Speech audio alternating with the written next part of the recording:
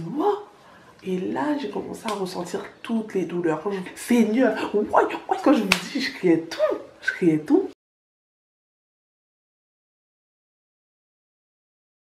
Il faut savoir en fait que j'ai eu une épisiotomie. Mon fils il est né après, j'étais tellement KO, j'étais en mode ouais mon bébé, je l'ai embrassé. Après j'étais dans les vapes, il faut savoir j'étais dans les vapes complètement. J'ai tellement souffert, je vais pas vous mentir, vous dire que c'était trop beau, c'est trop cela en fait. Il est sorti, je l'ai à peine regardé, je lui ai fait un bisou, mais après j'avais tellement mal que je pouvais pas profiter de cet instant. J'étais trop fatiguée, j'avais super mal, je vous dis. C'était vraiment difficile. Il faut savoir après que j'ai accouché vers 20h30. Donc ça n'a pas duré trop longtemps, ça va. Je n'ai pas souffert longtemps. L'accouchement a duré une quinzaine de minutes à peu près. Et mon fils n'a eu aucun problème lorsqu'il est sorti. C'était pas un gros bébé, mais pourtant j'ai énormément souffert. Il faut savoir en fait que lorsque vous accouchez, on vous donne un compte rendu d'accouchement. Et j'ai lu, donc je vous dis ce que j'ai eu. Donc j'ai eu la cuillère, je ne sais pas à quel moment j'ai pas vu mais qu'il a utilisé la cuillère pour faire sortir mon bébé. Donc les cuillères c'est 2 cuillères comme ça, comme 2 pinces qu'on insère en fait en bas dans le vagin pour pouvoir permettre à ce que le bébé sorte plus facilement.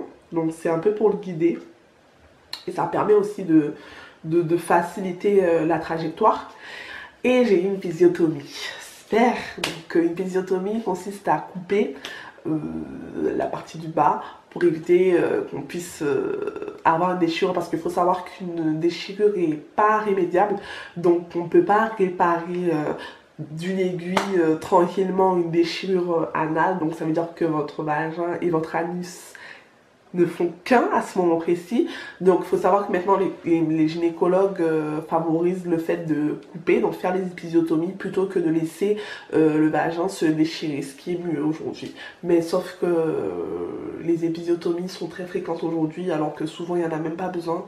Mais vraiment, vaut mieux une épisiotomie plutôt qu'une déchirure anale qui demande justement une chirurgie beaucoup plus avancée pour pouvoir faire ça, parce que c'est souvent pas réparable une déchirure anale et vaginale ensemble. Donc ça veut dire que votre vagin et votre anus ne font qu'un, ce qui n'est pas génial, je pense.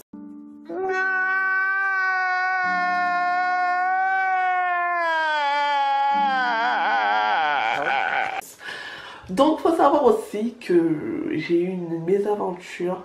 Il est en train de me recoudre en fait. Il avait mis une compresse parce que je perdais beaucoup de sang. Et dans tout ça, j'étais vraiment pas bien. Je commençais à vomir, je commençais à avoir de la fièvre, etc. Ma tension commençait à descendre. Donc j'ai vomi un bon coup, bizarrement, alors que j'avais pas mangé. Et là, tout reprend. Donc, faut savoir qu'on vous ouvre un peu, qu'on passe un peu la main partout. Et que moi, ma péridurale ne faisait déjà plus effet, même avant d'accoucher. Donc, pendant qu'il me recousait, bah, je sentais tout. Je sentais tout, l'aiguille qui passait. Donc, à chaque fois qu'il passait l'aiguille, j'avais super mal. I want to go. Yeah. At my room. C'était plus possible de mettre, vu que j'avais utilisé toute la dose de péri. C'était vraiment super difficile pour moi à ce moment précis. J'étais vraiment pas bien, j'avais super mal. Après on vient plusieurs fois, la sage-femme elle revient 2 fois normalement dans la salle de réveil, dans la salle de réveil là où vous êtes, pour pouvoir appuyer sur votre ventre, pour voir si l'écoulement du sang se passe bien, si ça va. Lorsque vous avez après sorti votre placenta, donc moi je l'ai poussé. On m'a dit d'appuyer sur le ventre super fort. Après, on m'a demandé de pousser. Donc, il faut savoir que le placenta, vous le sortez avant qu'on vous coud et tout ça et tout ça. J'ai sorti mon placenta. On regarde si le placenta est entier. Moi, c'était le cas. Donc, ça a été. Mais on m'a appuyé sur le ventre. Il faut savoir que ça fait super mal. Parce qu'après, vous accouchez, vous avez mal au ventre, en fait. Et on vous appuie sur votre ventre. Et c'est horrible, en fait. Donc vous êtes en salle de réveil pendant 1 heure, donc on vous observe pendant 1 heure pour voir si tout va bien. Et moi, elle m'avait appuyé sur le ventre et il n'y avait aucun problème. On m'a remonté en chambre. Après j'ai pu rester avec mon bébé, ça a été. Donc ça a été super après. Mais il faut savoir que le lendemain, lorsqu'il fallait me lever après pour pouvoir donner le bain à mon bébé, vu que j'ai accouché normalement, je pouvais me lever. Donc je me suis levée très tôt. J'ai eu le temps d'aller dans la douche et tout. J'avais préparé les affaires de mon bébé pour aller le doucher et tout ça. Et au moment de me lever, en fait, lorsque j'ai fini de laver, etc., je sentais quelque chose de bizarre en moi, en fait. Donc là, si vous êtes un peu complexe et que vous avez du mal avec ce genre de choses, c'est le moment de quitter la vidéo. Et là, je sentais une sensation bizarre en fait, comme si je poussais. Je sentais que je devais pousser pour expulser quelque chose. C'était trop bizarre. Et là, en fait, je me suis dit, waouh, c'est bizarre. Et il y a même le père de mon fils dans la chambre. Je me dis, je me sens pas bien, je me sens bizarre, j'ai super mal. Je sens que je vais accoucher. Oh my God! Wow! Je dis, comment ça, je vais accoucher? Je dis, ouais, je sens que je vais accoucher. Et je commençais à avoir de plus en plus mal. Je sentais quelque chose. Et je sentais que je devais pousser, je devais pousser. Et je commençais à pousser. Et je dis, je vais accoucher. J'ai appelé quelqu'un, appelle quelqu'un. Et là, il court et commençait à appeler dans les couloirs. Ouais, venez, venez, venez. Et moi, j'étais en mode, je pousse. Et là, je me couche sur le lit, je pousse. Donc, je commence à pousser. Et c'est là que le médecin, il vient. Lorsque le médecin vient, elle regarde et je vois un gros truc comme ça. Un gros truc comme ça sortir et tout. Et elle est choquée, elle commence à appeler les autres et tout, à prendre du matériel, elle commence à appuyer sur mon ventre, elle me demande si ça va. Et là en fait, quand c'était sorti, ça allait mieux en fait. Et du coup, ils ont appuyé encore sur mon ventre, me demandaient si ça allait et tout. Elle est partie après, je pense qu'elle est partie analyser la chose. Elle est revenue et là elle commence à me dire, oui madame, je suis vraiment désolée, en fait c'était une compresse. Sauf que dans votre dossier, le médecin n'a pas dit ni stipulé qu'il avait mis une compresse. Donc heureusement que c'est sorti parce que ça aurait pu vous causer une hémorragie interne, même une infection. Mais vu que c'est un corps étranger, vous avez eu la chance que votre corps l'a rejeté. Mais on est vraiment désolé de cet accident. C'était pas voulu, bien au contraire et tout. Mais heureusement, tout se finit bien. On va continuer à vous suivre. Donc on va encore analyser. Donc là, ils me disent qu'ils doivent m'analyser en bas. Alors que j'avais été cousue. Je venais d'accoucher encore un corps étranger. Donc imaginez-vous, vous avez accouché la veille. Donc là, vous avez un corps étranger que vous avez accouché le lendemain matin. On vous a cousu surtout, donc j'étais cousue.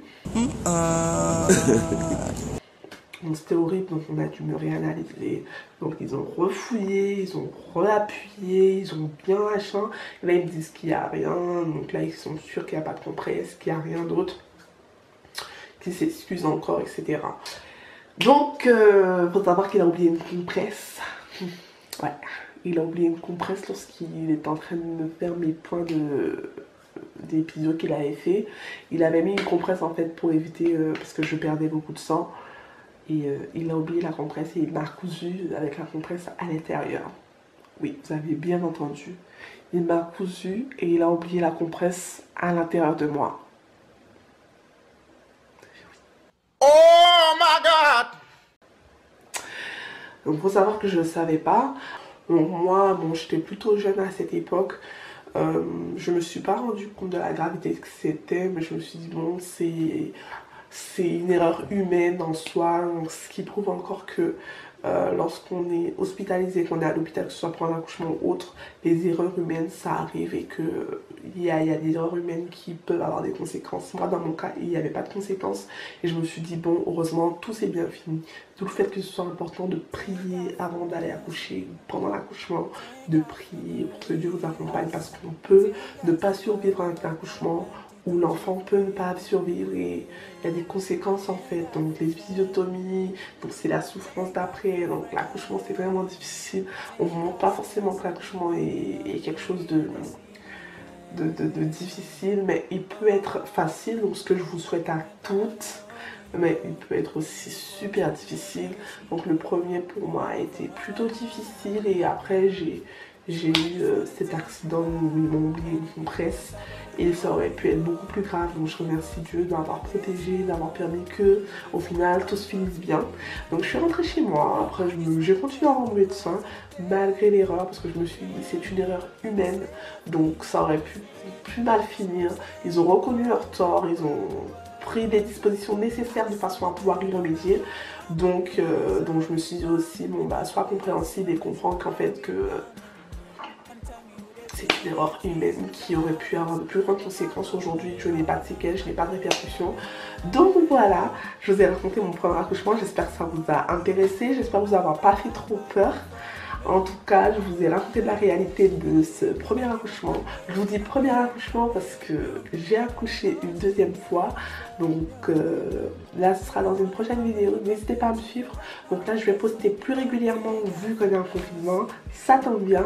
Donc je vais faire ma deuxième partie où je vais vous parler de l'accouchement de ma fille qui s'est passé tout autrement. Donc voilà. N'hésitez pas à vous abonner, partager, à me suivre sur mes différents réseaux sociaux et à aller regarder mes anciennes vidéos. Donc n'hésitez pas à regarder mes prochaines vidéos. Donc voilà, à bientôt.